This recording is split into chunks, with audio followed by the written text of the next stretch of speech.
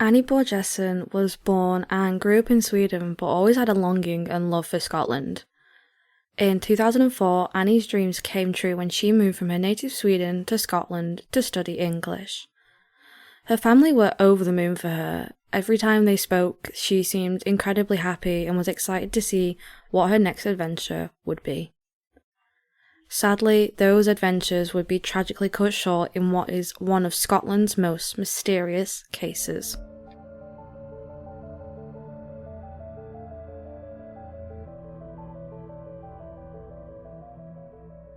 In 2004, Annie moved from Sweden to Edinburgh to learn English and got herself a job in the hospitality industry.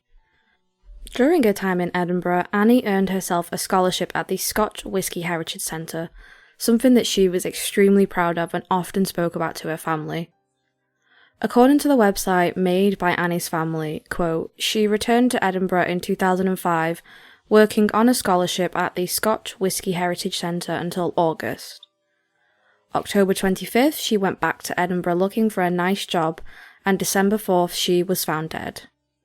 During the last period in Scotland when Annie was looking for jobs, she got sufficient payments from an unemployment insurance in Sweden.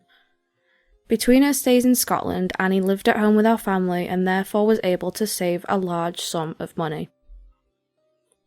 From what we can tell, Annie spent her time between Scotland and Sweden, and every time she returned home to Sweden, she quickly left again, yearning for Scotland. Annie's family described her as happy, lively, and very verbal. Her mother wrote on the website dedicated to Annie, quote, Annie was also a very good singer and liked to perform in front of an audience. She spoke several languages, English, French, Finnish, and Hungarian, since her father is from Hungary. Annie seemed happy with her life. She was living in Scotland, trying to find a job, and had a flat at Linton Court Apartments on Morriston Road in Edinburgh. So what went wrong? How did a happy, lively young woman who had the whole future ahead of her wind up dead, face down on a beach under mysterious circumstances? 16 years have passed since Annie's death, and we are still no closer to the truth. On December 3rd, 2005, Annie left her apartment on Morriston Road and headed for the Prestwick Airport some 80-odd miles away. According to Annie's mother, Guji, Annie had planned to return to Sweden around that time. She added on the website dedicated to Annie that Annie had booked an appointment with a hairdresser on December 5th in Sweden, so she knew she was coming home even if it was just for a short visit. Edinburgh has its own airport, and it's unsure as to why Annie travelled 80-odd miles to Prestwick Airport. It may be that flights were cheaper from Prestwick Airport, or that it was the only airport offering early flights or specific flights at that time. Who knows? Regardless of the reason, Annie made the 80-mile trip, which would have consisted of her taking a bus, a train, and then 2 more buses, and then a short walk to make it to the airport. When Annie gets to the airport, CCTV cameras show her trying to withdraw money from her card. First, she tries to take out £100, but she doesn't have enough for this, so she tries to take out £50, but again, still doesn't have enough. In the end, she abandons this plan and begins to make her way through the airport. This is where the first anomaly of many in Annie's case occurs. According to a Reddit post made in r/unsolved mysteries, Annie managed to move through the terminal in just 55 seconds. Independent investigators who reviewed the footage timed themselves walking the exact same terminal concourse and determined that it should have taken at least a minute and a half. So, they concluded that Annie was running. But why was she running? Was she running from someone? Something? Other people pointed out that Annie made it through the concourse in an inhuman amount of time, leading them to believe that the snippets of CCTV had been cut and restitched together, or that there was something wrong with the CCTV footage, that it had been edited in some way. More bizarrely, Annie spent between 3 and 5 minutes at Prestwick Airport before leaving and heading towards the town centre. Annie's friends and family said that she had no connection to Prestwick whatsoever. She didn't know anyone there, and as far as they know, she had no plans of meeting up with someone. There are conflicting reports when it comes to CCTV footage. What we do know for sure is that Annie's family have had to fight tooth and nail to be able to watch these clips, and that the full CCTV clips have never been released to the public. Take note of this because this will not be the first time that Annie's family has had to fight for information in her case. At around 4 p.m, some sources say 4:30 p.m, that same day, two men walking along Prestwick Beach saw the figure of what they believed to be a woman standing at the water's edge.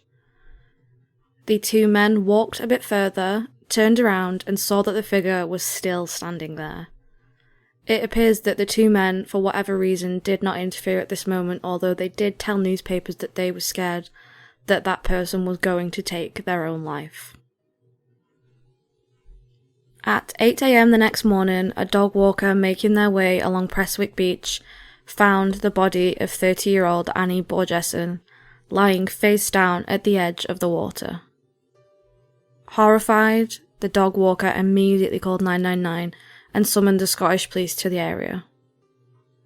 Within minutes, the scene had been cordoned off and an investigation was opened. Police were able to make a very quick identification as Annie's bag lay beside her with her clothes, passport, and other personal belongings. Bizarrely, just hours after she was discovered, the police recorded a verdict of suicide, which struck the public as very odd because the autopsy hadn't even taken place. The Scottish police were very quick to jump to the conclusion that Annie had taken her own life by drowning, but they had little to no proof of this. Annie hadn't left behind a note, and as far as I can find, she didn't tell her friends and family that she had plans of taking her own life. In fact, she was actively applying for jobs in Edinburgh, she had plans to stay there, and it looks like she was trying to put down some concrete roots. As her death was listed as suicide almost immediately, the investigation was closed, and the Scottish police were happy with their findings. But Annie's family weren't. No forensic teams had been sent to the scene, there had been no door-to-door inquiries, and the autopsy that had finally been carried out was a bare-bones report.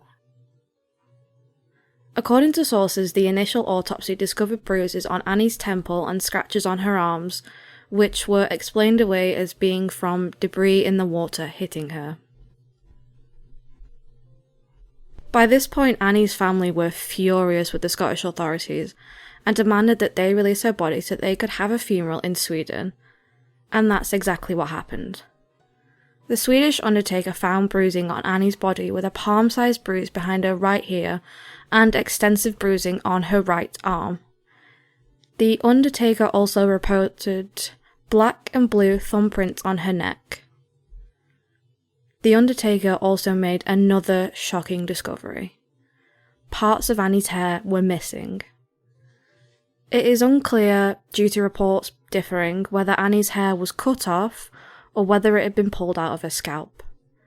However, none of the details mentioned above had been recorded in Annie's initial post-mortem report conducted by the Scottish authorities. When pressed to provide post-mortem photos and tissue samples, the Scottish Government and the associated bodies refused. Their reasoning was that, quote, they may cause the family distress and that their disclosure is not in the public's interest, end quote.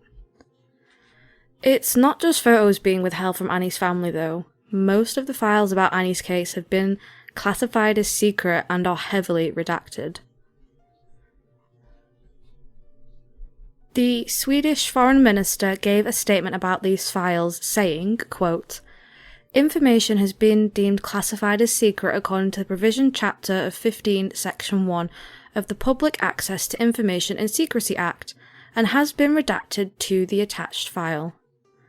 The reason for this is that the information concerns Sweden's relations with a foreign state and a foreign authority, and it can be assumed that a disclosure will damage Sweden's international relations or in other way harm national interests, end quote. No matter how hard her family tries, they have been unable to obtain the photographs, reports, and files concerning Annie's death. It is very clear that a large-scale cover-up is in operation, but the question is, what are they trying to hide? A Sky News article reported that a document relating to Annie's case had been incorrectly dated as August 17th, 2005. That's 4 whole months before Annie even passed away. There is also something else I'd like to mention, and that is a man by the name of Martin Leslie. During her time in Edinburgh, Annie met a man who presented himself as Martin Leslie, a professional rugby player who had capped for Scotland 37 times. The kicker here is that this man, whoever he is, isn't the real Martin Leslie. Annie told her friends about Martin and said that he was very full on and made her feel quite uneasy. Coincidentally, Annie actually ran into Martin in the days before she passed away. The two had bumped into each other at a pool that Annie went to quite often. Looking back, Annie found it quite odd that the two had bumped into each other there. She went swimming quite often there, and that this was the first time she'd ever bumped into him at this pool. She told her mother, quote, that she regarded him as a sexual predator and she was planning to cut off all contact with him, end quote. Some sources state that Annie had become suspicious of this mystery man, telling her friends and family that she was being followed and watched, and that her phone had been hacked and that all of her texts and calls were being watched too.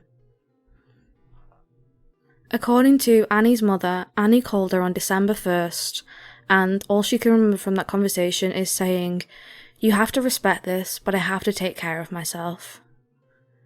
It is presumed that Annie called her mother to talk about Martin and to give her an update on plans for coming home, etc. Bizarrely, there is no record of this call ever taking place. In fact, there are no records of any calls from December 1st up until December 4th, 2005, when Annie was found dead. Annie's mother logged into her email account and began looking for anything suspicious or anything that might lead them in the right direction, only to find that her inbox had been completely wiped clean. There was nothing in the inbox, outbox, draft, etc. It was all gone. Maria, Annie's close friend, decided to call the phone company that Annie was with and request phone logs to help the investigation progress. Funnily enough, Maria was met with firm resistance and then the company straight up refused to hand them over or to discuss that case with her any further. They did disclose that there were no records on Annie's phone from December 1st, as previously mentioned, but this was a fact that was countered by friends and family who explicitly remember speaking to Annie during that period. From the government to the phone company, nobody was willing to cooperate or talk about Annie's case. 16 years later, and we are still at the same dead end with Annie's case.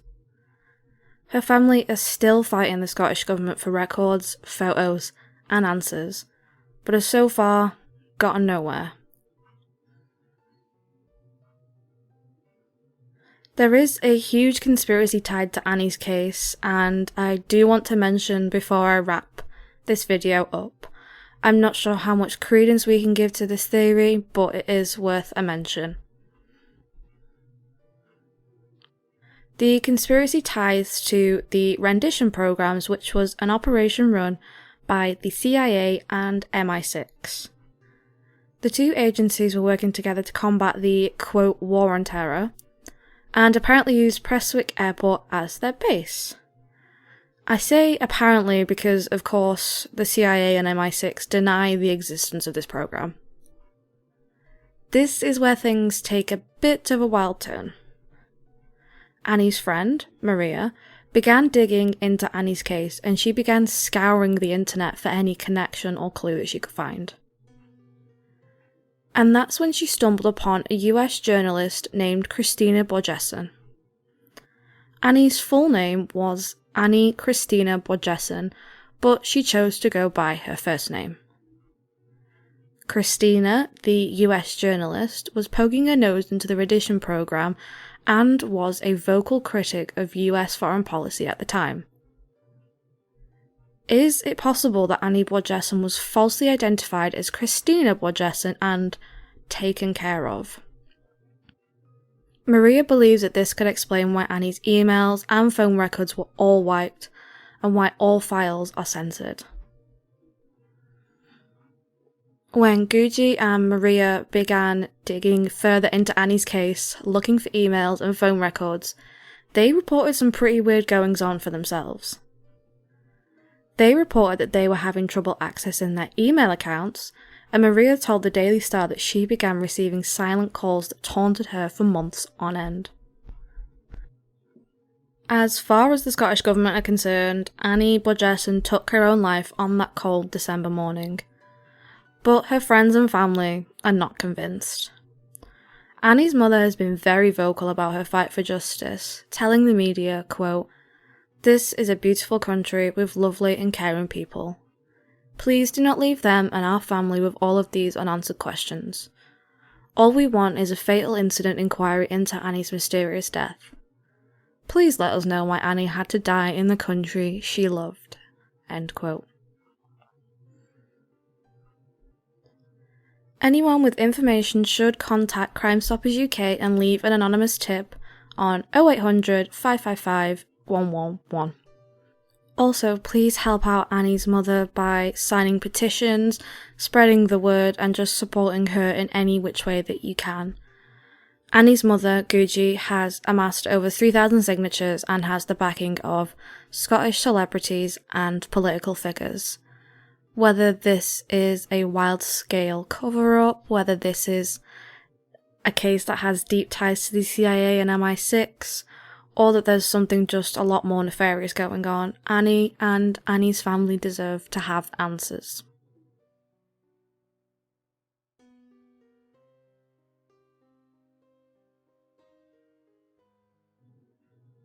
I've been True Crime Witch. I will see you in the next video. Stay safe and stay spooky.